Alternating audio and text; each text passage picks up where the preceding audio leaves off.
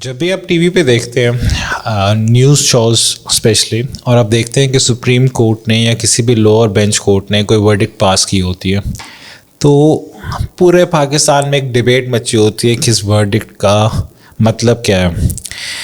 اور ورڈکٹ کے میننگ تو بہت ہی سمپل ہوتے ہیں، لیکن ڈفرینٹ ٹاک شوز پہ ڈفرینٹ لا لیگل ایکسپرٹس اس ورڈکٹ پہ بحث کرتے ہیں کہ اس ورڈکٹ کی انٹرپریٹیشن کیا ہے.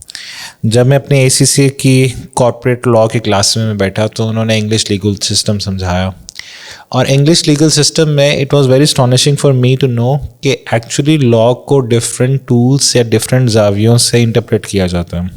So some of the rules that you might be aware, any one who is a law student جس نے English legal system O levels یا A لیولز میں پڑھا ہوا ہے، he knows that there is a literal rule, there is a golden rule, there is a mischief rule, then there are purposive approach, پھر contextual interpretation ہوتی ہے، پھر theological ہوتی ہے، پھر کیس اسٹڈی پریسیڈنٹس ہوتے ہیں جو لا میں بہت زیادہ ضروری ہیں، اور پھر ڈکلائن آف لیگل ریئلزم ہوتا ہے، اور پھر European convention on human rights compliance ہوتے ہیں.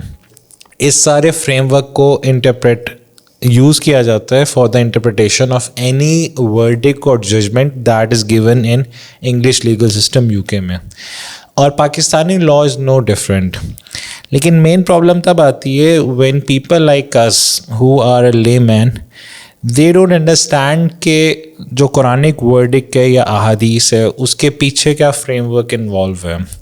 سو a lot of people are listening to different دعات اینڈ اسکالرس، اور وہ بہت زیادہ کنفیوز ہو جاتے ہیں سیف اللہ بھائی کہ یہ بندہ بھی وہی ورڈس کوٹ کر رہا ہے اور وہ بھی وہی کوٹ کر رہا ہے، اور اس نے یہ والا میننگ لے لیا اور اس نے وہ والا میننگ لے لیا.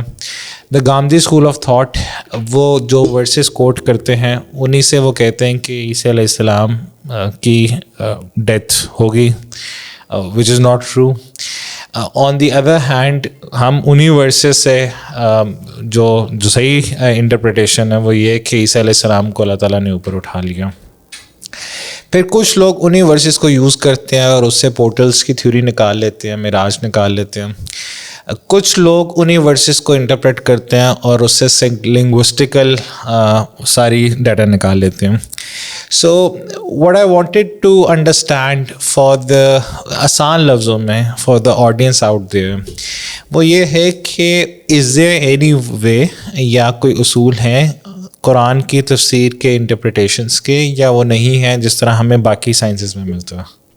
بارک اللہ فیک اخی. دیکھیں اس میں کوئی شک نہیں الحمدللہ، یعنی ہمارے اسلامی جو نالج اور ہسٹری میں، اور خاص کر اگر رسول اللہ صلی اللہ علیہ وسلم کے زمانے سے دیکھیں تو تفسیر کا ایک خاص طریقہ ہے، اس کا ایک خاص یعنی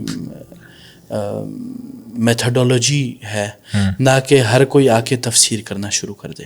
ٹھیک ہے. اور اس میں بہت ساری ڈیٹیلز ہیں، یعنی بہت ساری ایسی اکیڈمک ڈسکشنز ہیں جس سے لوگوں کا علم اور ادراک نہیں ہے لوگوں کو. تو سب سے پہلی بات تو یہ آتی ہے کہ تفسیر کرنے کا کیا حکم ہے. ٹھیک ہے نا. اس میں تو دیکھیں جیسے کہ اللہ تعالیٰ فرماتے ہیں کہ تدبر تفکر، افلا یتدبرون القرآن، کیا وہ قرآن کو تدبر تفکر نہیں کرتے. تو جو تدبر تفکر ہے یہ جیسے کہ علماء کہتے ہیں کہ یہ تدبر جو ہے یہ اس وقت ہوگا جب آپ معنی کو سمجھیں گے. اب سوال یہ پیدا ہوتا ہے کہ میں معنی کو کیسے سمجھوں. شیخ اس میں سمجھتا ہوں کہ تھوڑا سا نا تفسیر سے پہلے ہم صرف ترجمہ ڈسکس کر لیتے ہیں تاکہ لوگوں کے دماغ میں ایک اور ویلیو ایڈ ہو جائے. سو ایک بندہ ہے جس کو پتہ نہیں ہے، بس اس نے قرآن اٹھایا ترجمہ پڑھنا شروع کر دیا، یا کوئی نان مسلم ہے اس کو کچھ آپ نے گفٹ دینا ہے انگلش میں. So before we ڈگ in to تفسیر، صرف مجھے ترجمے کا بتائیں کہ کتنے طرح کے ترجمے ہیں اور ڈفرینٹ کنٹریز نے ڈفرینٹ ترجمے اپروو کیے ہوئے ہیں. بالکل ٹھیک ہے. So let's discuss different school of thought کے ڈفرینٹ تفاسیر ہیں. ہاں، they don't recommend to each other ایک دوسرے کا ترجمہ پڑھو. ٹھیک ہے. تو یہ اس میں دیکھیں سب سے جو بات یہ ہے بنیادی کہ تاریخ الترجمہ، the history of translation of Quran. اس میں جیسے علماء ذکر کرتے ہیں کہ جو سب سے پہلا جو ترجمہ ہوا اس میں بھی اختلاف ہو سکتا ہے کہ وہ سب سے پہلے فارسی زبان میں ہو، ٹھیک ہے، اور وہ بھی بر صغیر میں کیا گیا. اور وہ کس نے کیا؟ وہ شاہ اسحاق کر کے ہیں بڑے، شاہ عبد القادر یا شاہ اسحاق کر کے ان کا نام تھا، انہوں نے کیا تھا. اور جب اس وقت یہ تھا کہ اس سے پہلے یہ ہوتا تھا، جیسے کہ ہم تاریخ میں پڑھتے ہیں کہ قرآن کا اس طرح ترجمہ نہیں ہوتا تھا جس طرح آج کل ہے، بلکہ جب بھی کوئی مسلمان ہوتا یا جتنے بھی لوگ مسلمان ہوتے وہ لوگ کوشش کرتے کہ عربی سیکھیں تاکہ وہ قرآن کو سمجھ سکیں. لیکن آہستہ آہستہ جیسے ہی لوگ عربیت سے دور ہوتے گئے، یہ حاجت پیدا ہوئی کہ ترجمہ کیا جائے. اور جب ترجمہ کیا گیا اس وقت بھی بڑے مسئلے پیدا ہوئے، علماء میں اختلاف پیدا ہوا کہ کیا ترجمہ کرنا شرعاً جائز ہے یا نہیں ہے. جی، کیونکہ ترجمہ جو ہے وہ مترجم کا کلام ہے، یعنی ٹرانسلیشن جو کی گئی ہے وہ ٹرانسلیٹر کا کلام ہے، کا بات ہے، نہ کہ یعنی وہ قرآن ہے. جی. تو اب مسئلہ یہ ہوتا ہے کہ قرآن کا جو مفہوم یا ترجمہ کیا گیا ہے وہ ٹرانسلیٹر کے نالج اور فہم کی بنیاد پر، اس کے لینس سے، اس کے لینس سے. So now when you are reading a translation, you are reading the Quran اور ٹرانسلیشن اور اس کا مفہوم by the lens of that مفسر اور دیٹ مترجم. ٹھیک ہے نا؟ تو اس کی وجہ سے کیا ہوتا ہے، اب جب مترجم جو ہے اس کی اپنی آئیڈیالوجیز بھی ہے، اس کے اپنے علم کا ایک رتبہ ہے، فہم کا ایک رتبہ ہے، اس حساب سے وہ ترجمہ کرے گا. اس کی اپنی ایکسپیرینسز ہیں اور اس کی اپنی ایک بیک گراؤنڈ ہے. بالکل. اور اسی لیے علماء نے، اور اس کی اپنی ایک ایسوسیشن بھی ہے کسی کے ساتھ. اسی لیے بعض علماء نے تو ترجمہ کرنے سے منع کیا جب اس وقت، بلکہ حرام قرار دیا اس زمانے میں جب یہ شروع ہوا. یہ جو اگر ہم ڈیٹا دیکھیں نا، ڈیٹا دیکھیں کہ قرآن کا جو پہلا ترجمہ تھا وہ جس طرح آپ نے کہا ہے کہ آپ نے تو فارسی کہا ہے لیکن اردو کا بھی یہی آ رہا ہے کہ شاہ عبد القدیر، ہاں شاہ عبد القادر، انہوں نے فارسی میں بھی کیا ہے، پھر انہوں نے اردو میں بھی کیا ہے، جو 19 سینچری کے اس طرح بالکل اسکالر تھے ابتدا میں، اور ان کا ہی ترجمہ سیسیبل تھا. بالکل. لیکن علماء نے یہ کہا کہ اگر یہ جب پھر کیا ہوگا، ان علماء نے کہا کہ اس سے یہ ہوگا کہ لوگ کلام اللہ سے دور ہو جائیں گے اور ترجمے کے زیادہ قریب ہو جائیں گے، اور جو مترجم کہے گا اس پہ وہ لوگ مانیں گے، اور آہستہ آہستہ slowly the translation will become the Quran. People will deal it, یعنی قرآن، لوگ آہستہ آہستہ اس ٹرانسلیشن کے ساتھ قرآن کی طرح برتاؤ جس طرح کرتے ہیں اس طرح کریں گے. پیپل ول جج you based on the translation. یعنی لوگ آپ کے اوپر یا کسی بھی معاملے میں قرآن کا جو ترجمہ دیکھ کے حکم لگائیں گے. حالانکہ اب وہ الگ معاملہ ہے، دا اوتھینٹکسٹی آف دا ترجمہ، کیا وہ ترجمہ درست ہے یا نہیں ہے. صحیح. ٹھیک ہے نا؟ تو ان سب چیزوں کو دیکھنا پڑتا ہے، ورنہ آپ کو پتہ ہے ہمارے معاشرے میں ایسے نمونے بھی ہیں جنہوں نے ایسا ترجمہ کیا کہ انسان حیران رہ جاتا ہے. سیف اللہ بھائی، اب یہ جو علماء کا ایک کنسرن تھا اور جس کی وجہ سے انہوں نے حرام اس کو ڈکلیئر کیا، کیونکہ انہوں نے اس کے جو آؤٹ کمز یا کانسیکوینسز انہیں فار ریچ میں صحیح نظر نہیں آ رہے تھے. ابھی کرنٹ سینیریو میں آپ کو کیا لگا ہے کہ ویئر آر وی اسٹینڈنگ، اور پرووائڈیڈ دا فیکٹ کہ اب تو ہم چینج کر نہیں سکتے، وہ تو ترجمہ تو ہو گیا نا، ہو گئی ہے. تو اب ہم یہ کہتے ہیں کہ دیکھیں، آپ نے اگر ترجمہ پڑھنا ہے ایسے شخصیت کا پڑھیں جو ہمارے معاشرے میں علم کے لحاظ سے اور وزڈم، حکمت کے لحاظ سے، فہم اور سوچ کے لحاظ سے وہ اپنا ایک مقام رکھتا ہو. سو فار دا یوتھ 2-3 ایسی ٹرانسلیشنس بتائیں جو انگلش میں ہوں جس کو کوئی بندہ پڑھ سکے. دیکھیں انگلش میں تو مجھے اتنا زیادہ نہیں پتا، اردو میں بتا سکتا ہوں. انگلش میں مجھے پتا ہے جو ریکمینڈیڈ ہے، کیونکہ دیکھیں انگلش میں جو کنگ عبدالعزیز کی جو سعودیہ سے ہوئی ہے، ڈاکٹر محسن خان کی، دیٹس ویری گڈ. بالکل. اور اس کی in fact that was the first book of translation جو میں نے پڑھی، اور اس کے فٹ نوٹس بھی ہوتے ہیں جس میں ڈفرینٹ احادیث سے نا انہوں نے تھوڑی سی کلیریفیکیشن دی ہوتی ہے. بالکل. اچھا، یہ تو 100% بڑا مشکل ہے کہ اس کو سمجھنا، because there are some areas جہاں پہ آپ کو پتہ بھی نہیں چلے گا کہ بات کیا چل رہی ہے یا اس کا کانٹیکسٹ کیا ہے. کیونکہ دیکھیں آخر ٹرانسلیشن کی بھی مختلف قسم ہوتے ہیں. دیر از ٹرانسلیشن وہ جو ہم کہتے ہیں کہ لٹرل ٹرانسلیشن. جی. ٹھیک ہے نا؟ لٹرل ٹرانسلیشن یعنی لفظی ترجمہ. اسی طرح ایک ہے مفہومی ترجمہ محاورتاً، Right. ٹھیک ہے نا. اور اسی طرح یہ بھی ذہن میں رکھے کہ کچھ ایسے ترجمے ہیں انگلش میں جو مجھے پتہ چلا ہمارے ایک بڑے فاضل شخصیت ہیں ام القریٰ میں ہوتے ہیں ڈاکٹر نبیل نثار سندھی، جی ماشاء اللہ پاکستان سے لیکن زندگی بھر ادھر رہے. انہوں نے پی ایچ ڈی کی ہے کہ on the translation of Quran in English, اور اس میں ایک انہوں نے اٹھایا جو بڑی مشہور ہے ویسٹ میں، اور اس کے اوپر باقاعدہ انہوں نے پی ایچ ڈی کی ہے اور اس میں بتایا کہ کتنی غلطیاں ہیں ٹرانسلیشن میں. اگر ہم اردو کی بات کریں تو اردو کی جو ڈفرینٹ ٹرانسلیشنز ہیں ان میں سے کون سی ریکمینڈیڈ ہے جو سب سے زیادہ اوتھینٹک ہے؟ دیکھیں جو زیادہ تر جو جیسے کہ ابھی جو آپ نے نام لیا شاہ عبد القادر کا، بعض لوگ وہ ریکمینڈ کرتے ہیں لیکن وہ اس پرانی اردو ہے، ٹھیک، وہ بہت ہی گاڑی اردو ہے، جس طرح انگلش پرانی داؤ اور دی والی ہے، تو وہ تھوڑا مشکل ہوتا ہے. تو آج کل جو بعض علماء جو ریکمینڈ کرتے ہیں، دیکھیں ایک تو ہے جو بڑی معروف ہے تفسیر مولانا محمد جونا گڑھی کی، ایک ہے اسی طرح جو تفاسیر ہے معروف عربی میں جو اردو میں ترجمہ ہو چکا تفسیر ابن کثیر، تفسیر السعدی. اسی طرح اگر ہم اردو میں دیکھیں تفسیر تیسیر الرحمن جو مولانا عبد الرحمن کیلانی کی ہے، تیسیر القرآن، ہاں تیسیر القرآن. اسی طرح مولانا حافظ صلاح الدین یوسف نے بھی ترجمہ لکھا، بڑا اچھا ہے، ان کی بھی تفسیر ہے، ترجمہ قرآن ہے تقریباً. اور اسی طرح حافظ مولانا محمد عبدالسلام صاحب کا بھی انہوں نے بھی تفسیر القرآن العظیم کر کے ہے. تو اس طرح مختلف تفاسیر موجود ہیں جس میں کوشش کی جاتی ہے کہ قرآن اور حدیث کو ساتھ لے کے چلیں، اور اس میں جو عقیدے کے لحاظ سے بھی کوئی غلطی نہ ہو، اور اس میں جتنا ہو سکے اردو زبان کو آسان کرنے کی کوشش کی گئی ہے. تو یہ بعض چیزیں ہیں. اچھا یہ تو اب آ گیا نارمل ٹرانسلیشن کا. اب ہم ٹاپک کی ڈیپتھ پہ دوبارہ سے جاتے ہیں. That was just some thing tangent.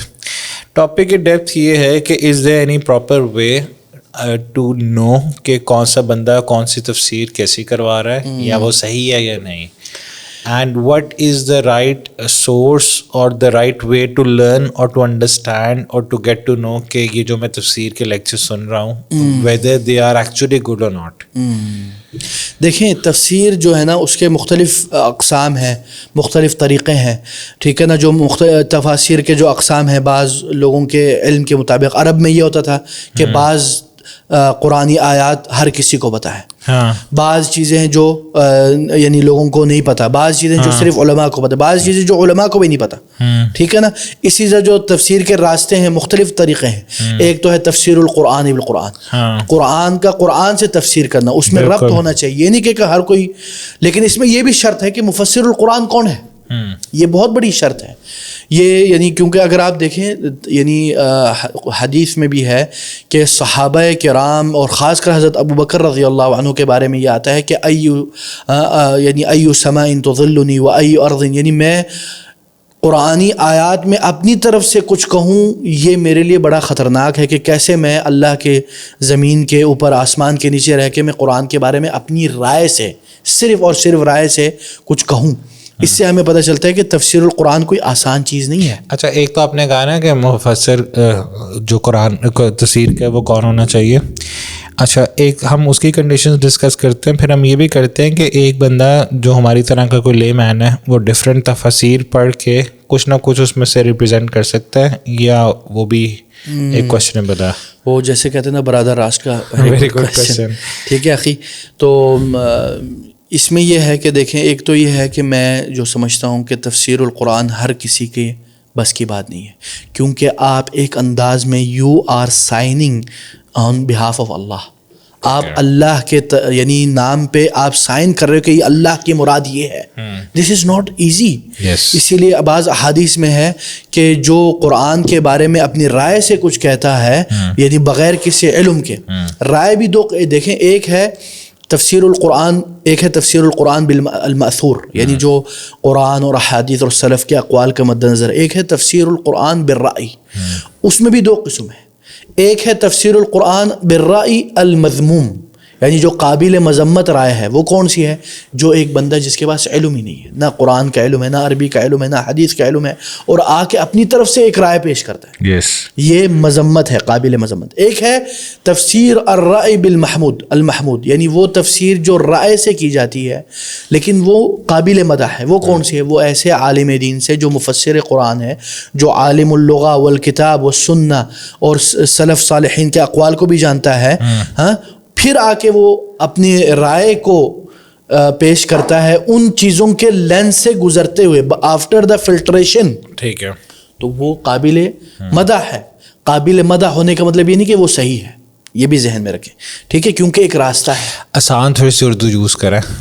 اچھا، میں آپ کو ایک حدیث دیتا ہوں، یعنی ابن مسعود یا ابن عباس کی روایت ہے کہ من قال فی القرآن برأیہ فاصاب فقد اخطأ. جس نے قرآن کے بارے میں اپنی رائے سے بات کہی اور وہ صحیح نشانے پہ لگی لیکن وہ اس نے غلطی کی. کیوں؟ کیونکہ اس نے راستہ صحیح نہیں اپنایا. اس کا مطلب یہ ہے کہ ایک بندہ جس کے پاس ڈرائیونگ لائسنس نہیں ہے، وہ بے شک صحیح گاڑی چلائے لیکن وہ لا کو بریک کر رہا ہے، بالکل، بیکاز از ناٹ ایلیجیبل. ٹھیک. بالکل. اسی طرح ایک بندہ جس نے ایک رائے کا مطلب اوپینین، ایک اوپینین دیا کسی ورس کے بارے میں وداؤٹ نالج، چاہے اس کا اوپینین ٹھیک ہو لیکن پھر بھی he is someone to be blameworthy, کیونکہ اس کا اوپینین غلط بھی ہو سکتا ہے because he is not eligible. بالکل دیکھیں نا، اور یہ بھی یاد رکھیں. بالکل. اور اسی طرح اگر آپ ہم دیکھیں مثال لے آتے ہیں تفسیر القرآن بالقرآن کی ایک مثال، تاکہ مثال سے واضح ہو جاتی ہے. جیسے کہ مثال قرآن سے تفسیر کی، جیسے کہ حدیث میں ہے کہ جب یہ آیت نازل ہوئی الذین آمنوا ولم یلبسوا ایمانہم بظلم، یعنی جو ایمان لائے اور اپنے ایمان کو انہوں نے ظلم سے کیا رکھا؟ دور رکھا. تو صحابہ نے بولے یا رسول اللہ یہ کون ہے ہم میں سے جو اپنے اوپر ظلم نہیں کرتا؟ تو رسول صاحب نے کیا کہا کہ یہ وہ نہیں ہے جو تم سمجھے ہو، بلکہ اس کو میں تھوڑا سا ڈیٹیل کرتا ہوں. ان الشرک لظلم عظیم، یعنی کہ جو کمپینینز تھے انہیں یہ لگا کہ ظلم کا ڈیفینیشن ان کے لیے نزدیک یہ تھی جو سن کرتا ہے. ٹھیک. تو انہوں نے کہا کہ سن لیس تو کوئی بھی نہیں ہے، تو اس کا مطلب ہے کہ کوئی بھی بندہ جنت میں نہیں جا سکتا. تو لیکن رسول صلی اللہ علیہ وسلم نے بتایا کہ یہ والا جو سن ہے یہ ایک نارمل سن نہیں ہے، یہ شرک کی بات ہو رہی ہے. بالکل، ان الشرک لظلم عظیم. بالکل. اور رسول صلی اللہ علیہ وسلم نے تفسیر کی، یہ بھی ذہن میں رکھیں. ٹھیک ہے. اور اسی بنیاد پہ اس طریقے پہ مختلف تفسیر لکھی گئی ہیں. مثلا عربی میں ہے شیخ شنقیطی کی اضواء البیان. اسی طرح تفسیر القرآن بالسنہ، یعنی تفسیر قرآن کی تفسیر سنت کے ذریعے. ٹھیک ہے نا، کیونکہ اللہ تعالیٰ نے قرآن میں کیا فرمایا لِتُبَيِّنَ لِلنَّاسِ، یعنی اے اللہ کے نبی آپ نے اس میں جو موجود ہے وہ بیان کرنا ہے. تو رسول اللہ صلی اللہ علیہ وسلم کے جو اقوال ہے وہ بیان القرآن ہے ایک انداز میں. بالکل. ٹھیک ہے نا. تو یہ ہو گیا. اسی طرح تفسیر القرآن باقوال الصحابہ، یعنی قرآن کی تفسیر کرنا صحابہ کے اقوال کو مد نظر رکھتے ہوئے. کیوں؟ اس کے کئی وجوہات ہیں. ایک تو یہ ہے کہ انہوں نے رسول اللہ صلی اللہ علیہ وسلم کا زمانہ پایا، رسول صلی اللہ علیہ وسلم کو دیکھا، اس environment, they know the context, they know the text. ٹھیک ہے نا. اور اسی طرح ان کی زبان میں اتارا گیا. اور وہ یہ بھی، اور تیسری وجہ یہ ہے کہ وہ جانتے ہیں کہ وہ کس کے اوپر اتارا گیا، چاہے وہ عرب ہو یا یہود ہو. اور چوتھی چیز یہ ہے کہ ہمیں پتہ ہے کہ وہ ان کی نیتیں صاف ہیں، کیونکہ اللہ تعالیٰ نے ان کی تعریف کی ہے. اور آخری جو چیز ہے کہ وہ ان کا جو فہم ہے وہ اعلیٰ ہے، اس لیے اللہ تعالیٰ نے ان کو چنا. ٹھیک ہے اخی. اچھا، تو پہلا آپ نے کہہ دیا قرآن سے، اور سنت سے، قرآن سے، پھر قرآن کی سنت. سیکنڈ کیٹیگری میں حدیث یا سنت لے آتے ہیں. بالکل. پھر تھرڈ کیٹیگری میں جو کمپینینز سے، بالکل، ان کے کوٹس. بالکل. پھر فورتھ میں آپ نے کیا بتایا؟ پھر فورتھ میں جو ہے وہ ہے تفسیر القرآن باللغہ، یعنی لغت کے لنگوسٹک سے.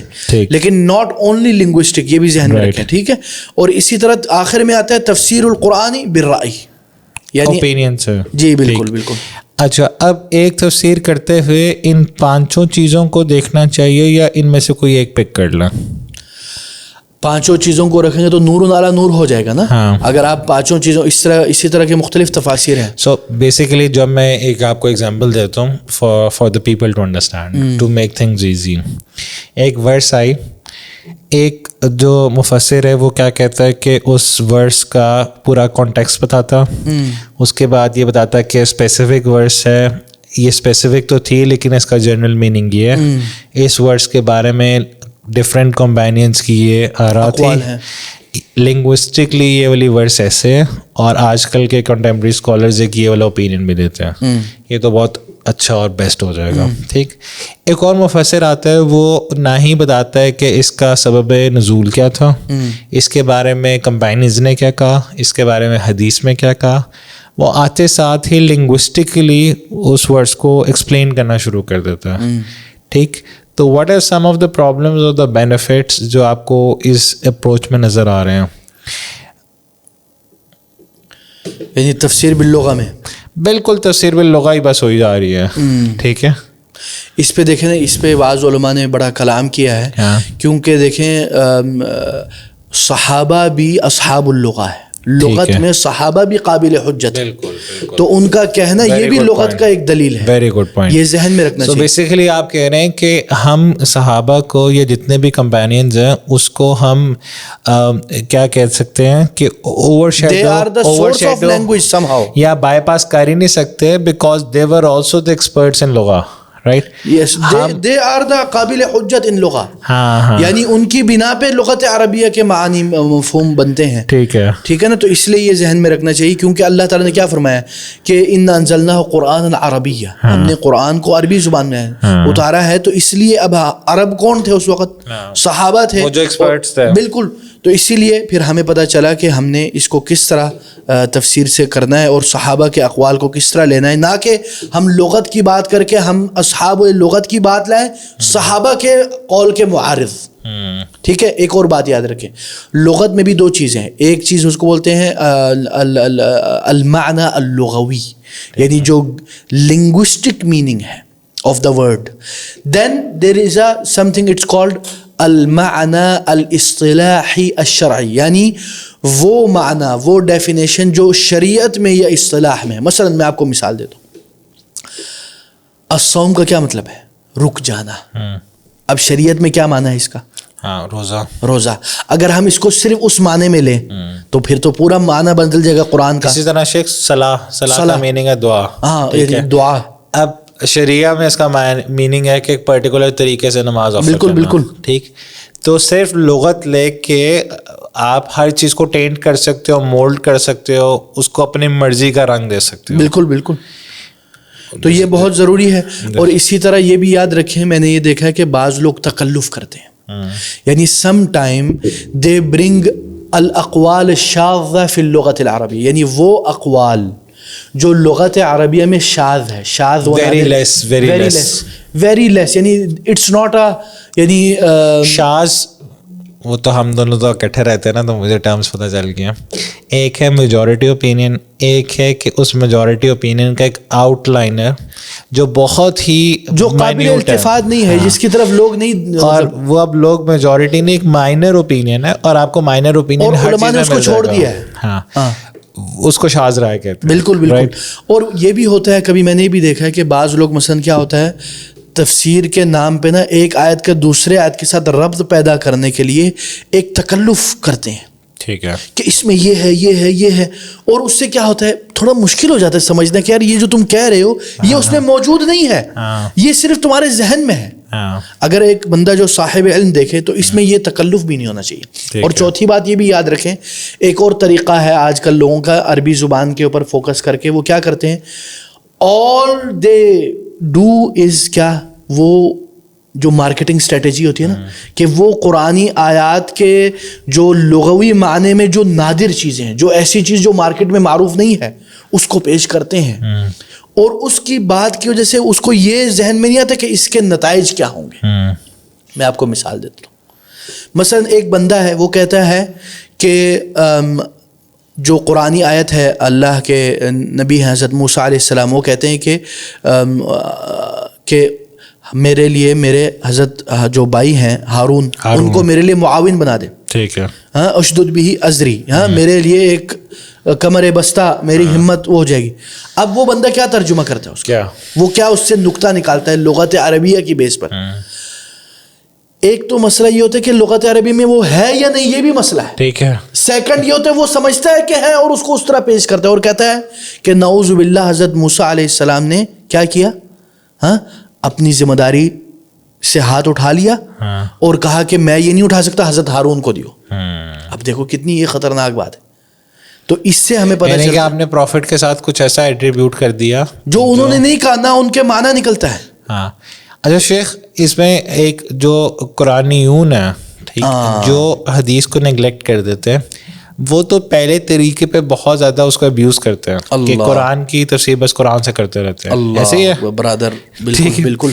سو بیسیکلی جو اگر آپ قرآن کی تفسیر صرف قرآن سے کرتے رہو اور اس میں احادیث یا صحابہ نے جس طرح اس کو سمجھا وہ نہ لے کر آؤ, تو آپ بیسیکلی ایک بہت ہی پرومیننٹ تو نہیں کہہ سکتے, لیکن ایک بیچارے بندے ہیں وہ ان کی ڈبیٹ کرتے رہتے ہیں. تو انہوں نے کہا کہ سورہ فاتحہ میں آتا ہے کہ اللہ تعالیٰ نے, ہم اللہ تعالیٰ سے دعا کر رہے ہیں کہ ہمیں وہ بنا جس پہ تیرا انعام ہوا, ٹھیک. پھر انہوں نے کہا کہ سورۃ البقرہ میں سب سے پہلے آتا ہے کہ اللہ سبحانہ و تعالیٰ بنی اسرائیل کے بارے میں کہتے ہیں کہ ہم نے ان پہ وہ تفضیل کی, انعام کیا, ٹھیک ہے. تب وہ پروف کرنا چاہ رہے ہیں کہ دیکھو بنی اسرائیل ایکچولی وہ والے لوگ ہیں جن کے اوپر اللہ تعالیٰ نے وہ کیا, یعنی کہ وہ پورا کانسیپٹ ڈسٹارٹ ہو گیا. ہاں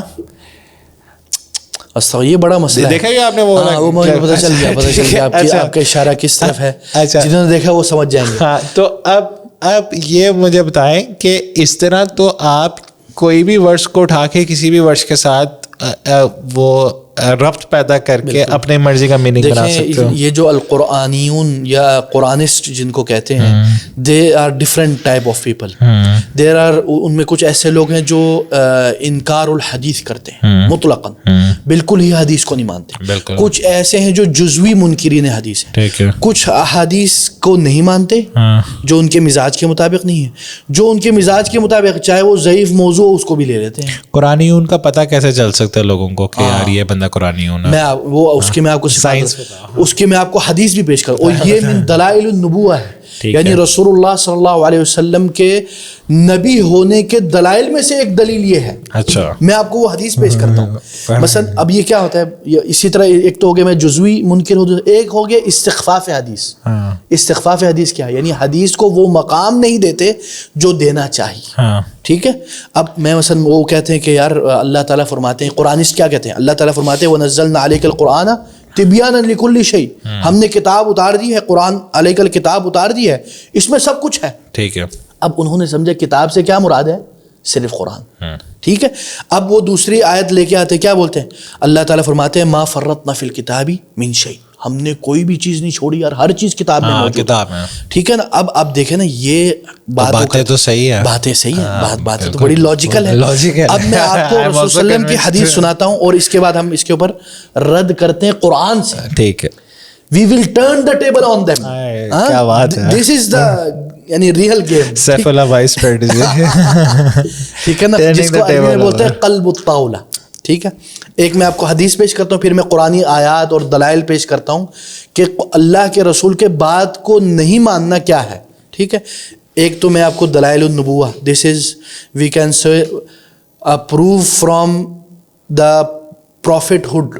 ٹھیک ہے نا, رسول صلی اللہ علیہ وسلم کے نبوت کے دلائل میں سے رسول اللہ صلی اللہ علیہ وسلم فرماتے ہیں لا الفین احدکم متکئا علی اریکتہ, یہ میں نہ پاؤں کہ کچھ بندے, ایک شخص اپنے اریکہ ٹیک لگانے والے کو, ادھر ٹیک لگا کے بیٹھا ہوا ہے, اور کیا آئے گا, یاتیہ امر مما امرت بہ او نہیت عنہ, اس کے پاس میرا کوئی حکم آئے گا یا میں نے کسی چیز سے روکا ہے وہ آئے گا تو کیا کہے گا, فیقول لا ادری, وہ کہے گا نہیں مجھے نہیں پتا, ما وجدنا فی کتاب اللہ اتبعنا, جو ہمیں کتاب اللہ سے مل جائے وہی کافی ہے. Same see. اب دیکھو یہ بات بڑی خطرناک ہے, یعنی رسول صلی اللہ علیہ وسلم, آپ ذرا سوچو, اب وہی نبی قرآن لے کے آ رہا ہے تو مان رہے ہو, لیکن وہی نبی حدیث میں دیں گے تو نہیں مان رہے. شیخ اس میں ایک اور میں چیز ایڈ کرتا ہوں کہ انہی سورسز کے تھرو ٹرانسمیشن آف قرآن ہمارے تک پہنچی تو مان رہے ہیں تقریباً. نہیں, یعنی کہ وہی لوگ تھے, وہی سورسز تھے. اب جب قرآن نازل ہوا تو مان رہے ہیں, حدیث نازل ہوئی تو نہیں مان رہے. ڈبل اسٹینڈرڈ, یعنی کہ یہ تو illogical ہے یار. بالکل بالکل.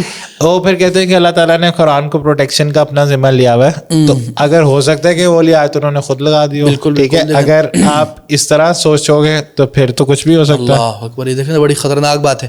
اب اس کا جواب کیا ہے؟ رسول اللہ صلی اللہ علیہ وسلم کے بارے میں آتا ہے قرآن میں, اللہ تعالیٰ کیا فرماتے ہیں؟ سورہ نجم کی آیت نمبر 3-4 ہے, ٹھیک ہے نا.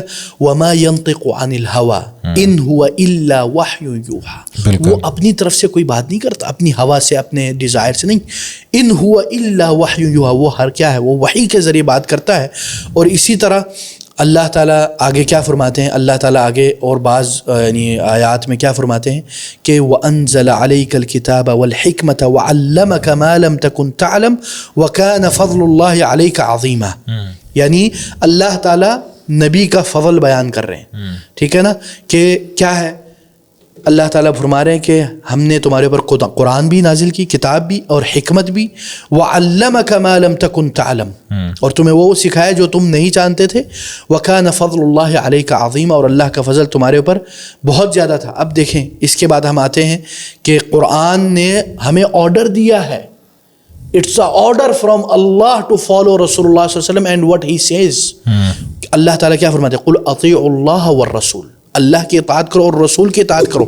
فَإِن تَوَلَّوْا فَإِنَّ اللَّهَ لَا يُحِبُّ الْكَافِرِينَ, اگر وہ اللہ اور اللہ کے رسول کی بات کو نہیں سنتے تو اللہ تعالیٰ کیا کافرین سے محبت نہیں کرتا. اسی طرح اللہ تعالیٰ کیا فرما رہے ہیں؟ اقیموا الصلاة وآتوا الزکاة وأطیعوا الرسول لعلکم ترحمون. اللہ تعالیٰ فرما رہے ہیں کہ اگر تم یعنی رسول صلی اللہ علیہ وسلم کی اطاعت کرو گے تو تمہارے اوپر رحمت ہے. اس کا اپوزٹ میننگ کیا ہے؟ اگر تم رسول کی اطاعت نہیں کرو گے تو تمہارے اوپر پھٹکار ہے, تمہارے اوپر رحمت نہیں ہے. اور اللہ تعالیٰ کیا فرما رہے ہیں سورہ نساء کی آیت نمبر 64 میں؟ وَمَا أَرْسَلْنَا مِن رَسُولٍ إِلَّا لِيُطَاعَ بِإِذْنِ اللَّهِ, ہم نے جو نبی بھیجا ہے اس کو اطاعت کے لیے ہی بھیجا ہے, بِإِذْنِ اللَّهِ, اللہ کے اذن سے. اور اسی طرح اللہ تعالیٰ کیا فرماتے ہیں سورہ حشر کی آیت نمبر 7 میں؟ وَمَا أَتَاكُمُ الرَّسُولُ فَخُذُوهُ وَمَا نَهَاكُمْ عَنْهُ فَانْتَهُوا, جو رسول تمہیں کہے تم نے لے لینا ہے, کر لینا ہے, جو تم کو منع کرے تم نے کیا کرنا ہے؟ چھوڑ دینا. ٹھیک ہے نا. اب یہ دیکھو نا, یہ بھی یاد رکھیں, اللہ کے رسول کی اطاعت اللہ تعالیٰ کی اطاعت ہے. وہ تو ٹھیک ہے, لیکن جو آپ نے ورسز بنا کے کیس ریپرزینٹ کیا انہیں بھی تو ریفیوٹ کرے نا. کون سی؟ تو یہ آ گیا نا, this is the what we say is the panoramic view of the Quran. Quran is seeing follow what is in Quran, and secondly Quran is seeing follow the رسول اللہ صلی اللہ علیہ وسلم. That mean following the Rasulullah sallallahu alaihi wasallam is somehow following the Quran and following this verse. سمجھ آ گئی ہے, لیکن اس میں حدیث کہاں سے آئی؟ یعنی کہ اگر میں ایک ڈیوز مائنڈ سے سوچوں تو میں یہ کہوں گا کہ قرآن کی ورسز آئیں اور اس میں انہوں نے کہا کہ فالو دا میسنجر آف اللہ, اور میسنجر آف اللہ اور ورسز بتائی جا رہے ہیں, ٹھیک ہے, تو ان اے وے آئی ایم فالوئنگ, تو وہ تو میں قرآنک پیراڈائم سے باہر ہی نہیں نکلا. نہیں, you are following the Quran but you are not following the رسول اللہ صلی اللہ علیہ وسلم, so somehow you are not following the Quran. یہی ہے نا, وہ کیسے؟ اس میں یہ ڈیفائن کرنا پڑے گا کہ رسول اللہ کیا مطلب ہے, رسول اللہ صلی اللہ علیہ وسلم کو وہی کے دو ٹائپس آتے تھے. اب یہی ہے نا, وہ سمجھتے کہ حدیث رسول صلی اللہ علیہ وسلم نے اپنی طرف سے لگا لی. نہیں, یہ بتایا نا, ٹھیک ہے نا, پتا ہے یہ ہے نا حدیث, دس از ناٹ جنرل نالج. ہاں, حدیث بھی وحی ہے اخی. لوگ سمجھتے کہ حدیث نعوذ باللہ رسول صلی اللہ علیہ وسلم کی طرف سے لگا لی. نہیں, حدیث بھی وحی ہے. اسی لیے اللہ تعالیٰ نے دیکھے نا قرآن میں کئی جگہ اگر آپ دیکھیں, اللہ تعالیٰ نے کیا کہا قرآن میں؟ اللہ تعالیٰ نے قرآن میں کہا وَأَنزَلَ عَلَيْكَ الْكِتَابَ وَالْحِكْمَةَ, کتاب بھی اتاری اور حکمت. حکمت کیا ہے بتاؤ جو اتاری ہے رسول صلی اللہ علیہ وسلم پر؟ وہ کیا ہے؟ حدیث ہے. مفسرین کہتے ہیں حدیث ہے, تو اس سے ہمیں پتہ چلا کہ حدیث بھی اتاری. اب what is the difference between the Quran and hadith? If it's something from coming from one source from Allah. Test ہے میرا. نہیں, وہ میں آپ کو بتا رہا ہوں نا, مطلب this is just وہ کیا ہے. دیکھیں حدیث جو ہے, قرآن لفظاً word and meaning from Allah, word بھی اللہ سے اور میننگ بھی, ٹھیک ہے, ورڈ ٹو ورڈ. ہاں, لیکن جو حدیث ہے اس کی میننگ اللہ کی طرف سے وحی دی جاتی ہے, لیکن اس کے الفاظ رسول اللہ صلی اللہ علیہ وسلم کے ہوتے ہیں. ٹھیک ہے نا, this is the difference. So that means کہ یہ اصل میں from one source. We should not make these two totally different stuff. ٹھیک ہے نا. تو اس سے ہمیں پتہ چلتا ہے کہ رسول اللہ صلی اللہ علیہ وسلم کی اطاعت کرنا یعنی واجب ہے. اور جو شخص اطاعت نہیں کرتا رسول اللہ صلی اللہ علیہ وسلم کی, اس کے اوپر بہت بڑی عذاب ہے. اللہ تعالیٰ کیا فرماتے ہیں؟ فَلْيَحْذَرِ الَّذِينَ يُخَالِفُونَ عَنْ أَمْرِهِ, وہ لوگ خبردار ہو جائیں جو رسول اللہ صلی اللہ علیہ وسلم کے آرڈرز کو فالو نہیں کرتی. کیا؟ أَن تُصِيبَهُمْ فِتْنَةٌ, کہ ان کے اوپر کوئی فتنہ نازل ہو جائے, یا او یصیبہم عذاب علیم, یا پھر ان کے اوپر بڑا دردناک عذاب نازل ہوگا. اور اسی طرح اللہ تعالیٰ کیا فرماتے ہیں؟ جو اللہ کے نبی کے فرامین کے تحت نہیں چلے گا اس کے لیے کیا ہے؟ وَمَن يَعْصِ اللَّهَ وَرَسُولَهُ وَيَتَعَدَّ حُدُودَهُ يُدْخِلْهُ نَارًا خَالِدًا فِيهَا. جو رسول اللہ صلی اللہ علیہ وسلم اور اللہ کے فرامین کو نہیں وہ کرتا اور اس کے باؤنڈریز کو کراس کرتا ہے, تو اس کے لیے کیا ہے؟ اس کے لیے آگ ہے. کچھ لبرلز جو ہے نا, انہوں نے اسکول آف تھاٹ کو پک کیا اور انہوں نے جسٹیفیکیشن انہوں نے 3 کیٹیگریز بنا لی. یہ سمجھ نہیں آیا, بڑا عجیب و غریب کنسیپٹ ہے. اچھا, ہمارے لیے تو 2 کیٹیگریز ہیں کہ ایک قرآن ہے اور ایک حدیث ہے, اور ہم حدیث میں پھر لے کر آ جاتے ہیں فعلی, تقریری, اور جو تھرڈ ہے کہ آپ صلی اللہ علیہ وسلم نے خود کیا, اس کو کہا یا اپروو کیا, ان کے سامنے اقرار کیا. ٹھیک ہے, تینوں آ گئے. وہ کیا کہتے ہیں کہ وہ کہتے ہیں حدیث اور سنت علیحدہ. سمجھ آئی؟ یہ نہیں کہ تیسرا ہے کہ وہ کہتے ہیں کہ ہم حدیث کا انکار کرتے ہیں لیکن ہم سنت کا نہیں کریں گے. یہ کیا شیخ, یہ نیا پڑھا کیا ہے؟ یہ اس کی لاجک کیا ہے؟ اور وہ پھر کہتے ہیں کہ قرآن ہے اور ایک سنت ہے, اور وہ کہتے ہیں حدیث وغیرہ کا وہ مقام نہیں ہے جو سنت کا مقام ہے. حدیث کیا ہے؟ حدیث جیسے کہ آپ نے ڈیفینیشن بتائی کہ کل ما روی عن رسول اللہ صلی اللہ علیہ وسلم من قول او فعل او صفت خلقیت او تقریر. اس کا ترجمہ یہ ہے, ہر وہ روایت جو رسول صلی اللہ علیہ وسلم کی طرف نسبت کرتی ہے, چاہے وہ رسول صلی اللہ علیہ وسلم کا قول ہو یا فعل ہو یا ان کی کوئی صفات ہو, چاہے وہ خلقی ہو یا خلقی ہو. خلقی مطلب ان کے اخلاق, خلقی مطلب ان کے خلقت میں ہز باڈی, اور یعنی خلقی اور خلقی مطلب ان کے اخلاق. ٹھیک ہے, اور پھر کیا ہے؟ اقرار. یہ ہے حدیث. اقرار یعنی کہ لوگوں کو آسانی سے سمجھائیں کہ کچھ ایونٹ ہوا, رسول صلی اللہ علیہ وسلم نے اس کو اپروو کر دیا. ٹھیک ہے, کئی دفعہ کچھ ایونٹ ہوا, آپ صلی اللہ علیہ وسلم نے اس سے منع کر دیا. ٹھیک ہے, صحیح ہے, اسی طرح ہے نا. بالکل. تو جو اپروو کر دیا وہ ہم لے لیتے ہیں کہ ٹھیک ہے یہ پروف تھا. جو انہوں نے منع کیا وہ ہم اس کو کسی اور کیٹیگری میں ڈال دیتے ہیں کہ ڈس لائکڈ ہے یا اس کی جو بھی ریزن ہو. لیکن یہ جو ایک تیسرا پھڈا آ گیا ایک سیکولر طبقے میں, جو یعنی کہ آدھے تیتر آدھے بٹیر ہیں, کچھ ریلیجس بھی ہیں کچھ سیکولر بھی ہیں, مکس ہیں. دیکھیں اس میں ہمارے بعض مذاہب کا بھی وہ ہے کہ وہ کہتے ہیں کہ حدیث اور سنت میں فرق ہے. دیکھیں ہمیں اس کے اگر ہم ابھی یہ ہے کہ اگر ہم اکیڈمک ڈسکشن کریں تو حدیث کا مطلب ہے من الحدث ہے, یعنی سم تھنگ ہیپنڈ, یعنی کوئی انسیڈنٹ. ٹھیک ہے نا. پھر حدیث پھر یہ آ گئی بولنا. ٹھیک ہے نا, تو اس حساب سے پھر ہم بولتے ہیں حدیث اور رسول. ٹھیک ہے. اب سنت کیا ہے؟ سنت بولتے ہیں راستے کو. لیکن حدیث اور سنت سیم ہی ہوگی. یہی نا, اب یہی بات ہوئی نا. اب اس میں وہ فرق کیوں کرتے ہیں؟ کیونکہ جدھر وہ لوگ حدیث کا سائڈ پہ لگانا چاہتے ہیں تو وہ کیا کہتے ہیں؟ بولتے ہیں یہ سنت نہیں ہے, حدیث تو ہے لیکن سنت نہیں. اس میں کئی صورتیں ہیں. سم ٹائم اگر حدیث ضعیف ہے, ٹھیک ہے, حدیث ضعیف ہے تو اس کو تو آپ نہیں لیں گے, لیکن اگر حدیث صحیح ہے تو وہ کیا بن جائے گی؟ وہ سنت بن جائے گی. مجھے اب سمجھ یہ آئی ہے کہ وہ کیا کرنا چاہتے ہیں کہ ایک پرٹیکولر کرائٹیریا یا ایک اوپینین یا ایک آئیڈیالوجی فالو کرتے ہیں, اور پھر مسئلہ یہ کہہ دیتے ہیں کہ حدیث کا تو پارٹ ہے لیکن سنت کا نہیں ہے, کہ شریعت کا پارٹ نہیں ہے. ایسے ہی ہے, یعنی وہ یہ کہتے ہیں satisfy themselves. دیکھیں اتنا سا یعنی اتنا فرق ہے کہ سنت جو ہے نا وہ طریقہ کار کو کہتے ہیں, جو راستہ ہے. اور جبکہ اس کا راستہ کیا ہے پہنچانے والا, رسول صلی اللہ علیہ وسلم کا جو طریقہ ہے وہ حدیث ہے. So one is the purpose and second is the way of the purpose. ٹھیک ہے نا. تو اسی طرح اس سے یہ پتہ چلتا ہے کہ سنت اور حدیث میں کوئی فرق نہیں ہے, فرق نہیں کرنا چاہیے. اب وہ اللہ تعالیٰ قرآن میں بھی کہتے ہیں نا کہ قرآن سے اللہ تعالیٰ بہت زیادہ لوگوں کو ہدایت دیتا ہے, بہتوں کو گمراہ کرتا ہے. بالکل. تو جب قرآن کے بارے میں آ سکتا ہے تو پھر ڈفرینٹ چیزوں کے بارے میں بھی آ سکتا ہے. جزاک اللہ خیر سیف اللہ بھائی, بارک اللہ. کھانا آپ کا ٹھنڈا ہو رہا ہے, صبح سے بھوکے ہیں آپ بیچارے. کوئی شک نہیں, کھانا اور پھر علم بھی غائب ہو جاتا ہے. بالکل. جزاک اللہ خیر. Keep watching this. السلام علیکم و رحمۃ اللہ وبرکاتہ.